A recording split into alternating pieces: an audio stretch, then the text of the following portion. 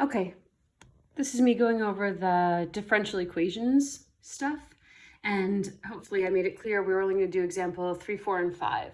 So let me go through my work so you can follow along with what I did. These are popular questions. I know that they're also ones that you guys probably did not like. So as I go through, I'm kind of putting boxes around important stuff. So consider the differential equation dy dx equals this. Let y equals f of x be the particular solution with the initial condition f of -4 equals -2. Okay, so first, sketch the solution curve. So I know you guys really stressed out about this. Sketch the solution curve through the point -4, -2. So, you know, when we have this, pardon me, flat part here, that means that either I'm going to have like a horizontal asymptote, but that doesn't make any sense because of these lines, or I'm going to maybe come through the axis and up and I'm going to flatten out, but that doesn't make any sense. So how can I get this to work? I think we're going to have almost just an upside down parabola. Oops, my thing's a little funky. So my upside down parabola is going to go this way. I'm going to get flat, and then I'm going to come back down.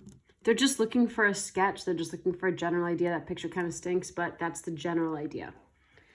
Okay, write the equation of the line tangent to the curve at the point -4, -2. So we always need to write a tangent line. We need a point and a slope.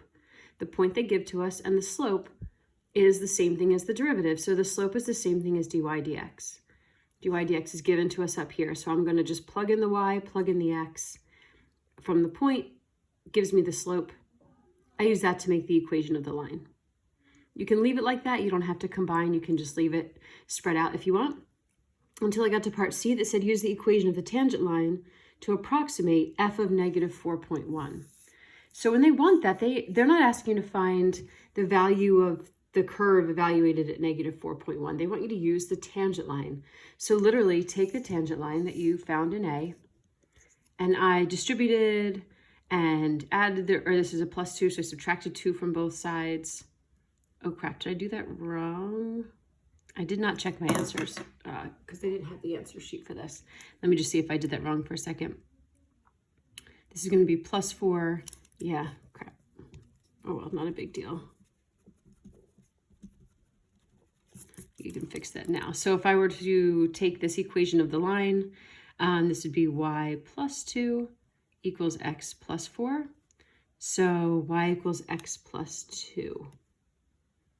Is my tangent line. They want me to plug in -4.1, so -4.1 + 2, and I'm going to get squeezed into this box, -432, 2.1.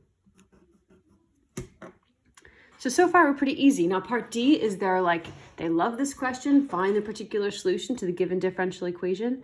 I could definitely see a question like D coming up because it's something they just really want you to do, and it's so many steps that they can kind of have a lot of points available for something like that with just being one question. So if you remember the steps, take the differential equation. Step 1 is separate the variables. So I usually do that by multiplying both sides by dx. So my dx goes over here. Oh my God, I messed up. Crap. All right, well, I'm just gonna do the work while I talk it through because I really don't feel like starting a new video. It is currently Friday and I've been working all morning and I'm tired of working and making videos. So anyway, we're just gonna do it like that. You don't need to hear me complain. So let's see, I'm gonna multiply both sides by dx. So it cancels there. I'm also gonna divide by both sides by y squared. So I'm gonna have dy over y squared equals -dx over x. To get that ready to integrate, I'm going to bring the y to the top. So I'm going to have y to the -2 dy equals, here there's no point to bring the x up because this is going to be a natural log problem. Because the x is just to the power of 1, I don't want to bring that up. I'll just leave that down there. Okay, so let's integrate. So y to the -2, so I'm going to now integrate both sides. becomes y to the negative first over negative 1. And that's going to equal the negative natural log of the absolute value of x plus c. So my next task is find c. So they're going to give us that initial condition of negative 4 comma negative 2. So I'm putting negative 2 in for y. So this becomes, let's see, negative 1 over y, which is now negative 2, equals the negative natural log of the absolute value of x, which is negative 4, plus c. So I have 1/2 equals negative ln 4 plus c. So c is going to equal 1/2 plus the natural log of 4. Gross. Okay. Let's go over here. And we're going to put c back in. So I'm going to write this step again, but now I'm going to replace c with what c is. I'm also going to put the y back on the bottom. So I'm going to have a negative 1 over y equals negative ln x plus 1/2 plus ln 4. Oops, sorry. So how do I solve that for y? That's my final step, is solving this for y. I'm going to take the easy way out here, and I'm going to flip the whole thing. So I'm going to say that y equals, okay, first I'll get rid of the negative, so I will change, okay. I'm going to flip this whole thing. So 1 over, I'm going to multiply everything by a negative 1, so this is going to become a positive ln x, a minus 1/2, and a minus ln 4. And I'm going to leave my answer gross like that. This is an open-ended free response test, so there are not going to be multiple choice problems, so I'm going to leave it like that. So there you go. There's the answer to that one. Hopefully that wasn't too crazy. You basically understood what was going on. And the other two follow somewhat like that. It just gets a little bit more complicated, but each are a little different, and there's something to point out for both. So let's go through. So example 4, we're given dg, d theta, because they just like to mess with us and put thetas and g's. And given that they're telling us that g of pi over 3 is this, or of root pi over 3 is the same or is equal to negative 2, determine g of the square root of pi over 2. So stay in my lane, try not to get myself too anxious, and start by separating the variables. So I'm going to multiply both sides by d theta and also multiply both sides by g. So I end up with this. I want to integrate both sides next. The left side's easy. This just becomes g squared over 2. Add 1 to the power, divide by the power. Oops. But over here, I need substitution, which is really annoying, but I can't integrate this any other way. So I let u equal theta squared. The derivative of that, therefore, is 2 theta d theta. Solve for d theta, so du divided by 2 theta. And let's substitute. So I'm going to keep the theta, make sine of theta squared, replace the theta squared with u, and then replace the d theta with du over 2 theta. Thetas cancel. I have a 1/2, which I'm going to take to the front, sine of u du, and now I can integrate this side. So this side's already integrated. I just keep copying. But now the integral of sine of u is the negative cosine of u. So now I've got this. I'm going to put u back in. And I've got my plus c, so now I got to find c. So now I'm going to go through and I'm going to put in this, the square root of the square root of pi over 3 for theta and negative 2 for g. So negative 2 for g over here simplifies. The square root of pi over 3 looks so gross, but it has to get squared. So that's why they did it like that, because the square root of this squared is just pi over 3. And the cosine of pi over 3 made a circle. I'm up here. The cosine is 1/2. And multiply these together, get negative 1/4. Add that to both sides. C is 2 1/4. So now I'm going back to my integrated answer, and I'm replacing c with what I just found c to be. So I'm going to replace c with 2 1/4, which is 9/4. I'm sorry. Oh, shit. I did it again. Oh, my gosh. See, I got to stop doing work because I'm getting just too sloppy. So c is 9/4. If you get this way, like where everything's just, you just keep getting things wrong, take a break, because it's just, you get too loopy. So let me fix this as I go. So sorry, 2, 2, 4. So I'm going to I guess I wanted to get rid of the fractions. So I guess I have to multiply everything by 4. So this is going to become a 2. This is going to become a 2, and that will go away. So this is 2. This is 2.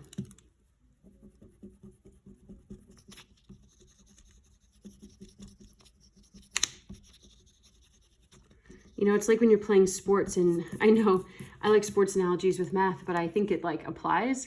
I feel like when you're playing sports and you practice so much that you can get so tired that you get hurt, you know, you fall, you can injure yourself, like you actually set yourself back. The same thing can happen with math.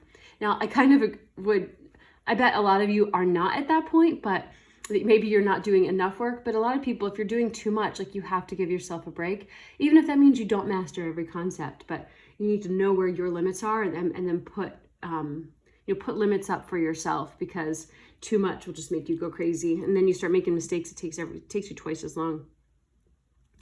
Anyway, there's my PSA for the day. So I multiplied everything by 4. I'm trying to solve for g. So I basically did g is going to be this divided by 2. So now they want to know what's g of the square root of pi over 2. So I have no room. Negative square root 2, oh gosh, negative 2 cosine pi over 2 plus 9, all divided by 2. Okay, a couple things just happened here. Number one, I plugged in the square root of pi over 2. I squared it, so that's why I just have pi over 2. The second thing that happened is, you might be saying, why the heck is this negative? What the heck happened from here to here? I didn't really explain. Let's see. So since I messed up and I have this,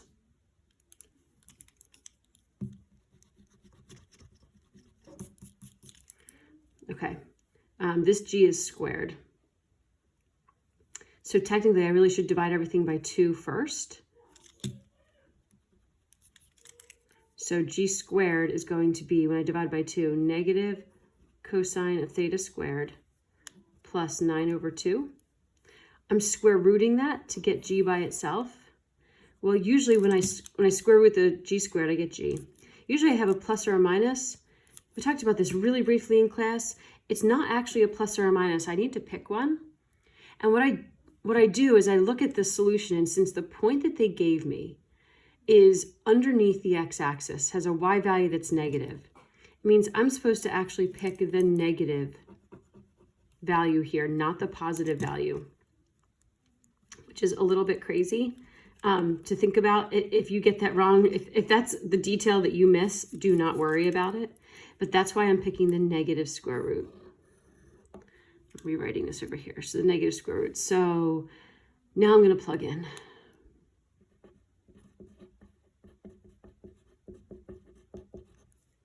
Hopefully I have this right. The square or cosine of pi over 2 turns out to be 0 anyway, so that's gone.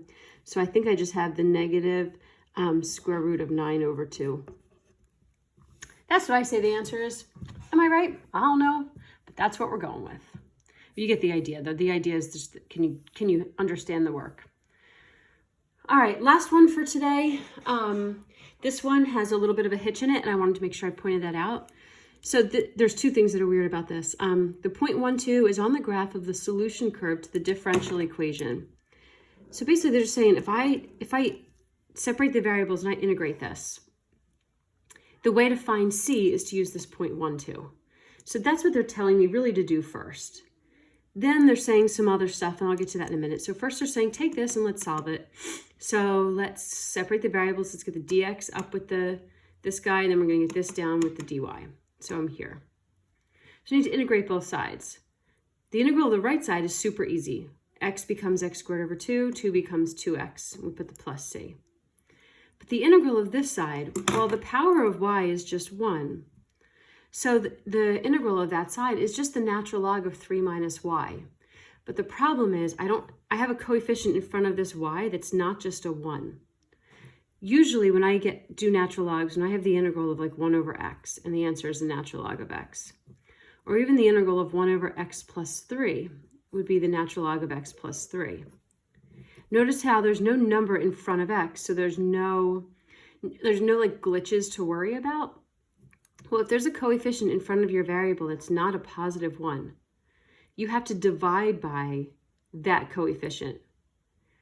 It's just like undoing chain rule. It's just like when I have the integral of the sine of 2x, I'm going to say actually the cosine of 2x, I would get the sine of 2x divided by 2.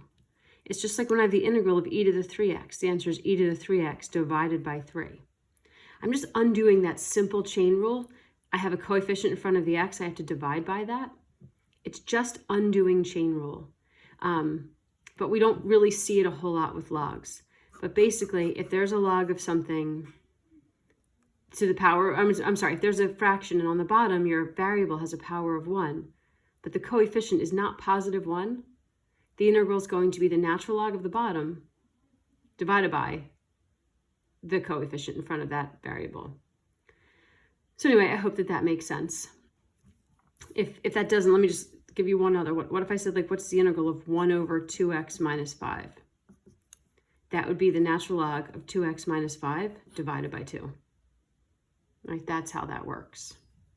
I'll get rid of this in a second. So, integrals, this is natural log. Integral, this is over here. I'm going to find c, plug in 1 for x, 2 for y. So 2 for y, 1 for x. Natural log of 1, this becomes. The natural log of 1 is 0, so that's gone. So c ends up being negative 2.5. Plug c back in for, negative 2.5 back in for c. So now I have this. Technically, I should solve this for y. That's what I usually want to do, but they never said find the y value, find the original function, or find the solution. It never said that. It just said the point 1, 2 is on the solution curve, so that means plugging in 1, 2 gave me the value of c. What they want me to do is this. Find the y coordinate such that the point 2, y is also on the graph of the solution curve. So this is what we would call the solution curve. It's just not solved for y yet, so it's ugly. But they want to know what value of y would go with an x value of 2. So they want us to just plug in 2 for x and find out what y is. So I'm going to have to solve for y eventually, but plugging in 2 is just going to like give me less variables, more numbers. So I'm going to plug in 2 for x. Boom, boom, boom. Hopefully I did this math right. I reduced that and got 3.5. This is a negative natural log, so I divided both sides by negative 1. And then how do I solve for y? Well, remember this base is an e. So I went e raised to that power equals this expression. So e raised to the negative 3.5 equals 3 minus y. I solved for y, I brought y over here, I brought this over here, and there's the value of y. So I hope you worked through that okay today. I'll see you tomorrow.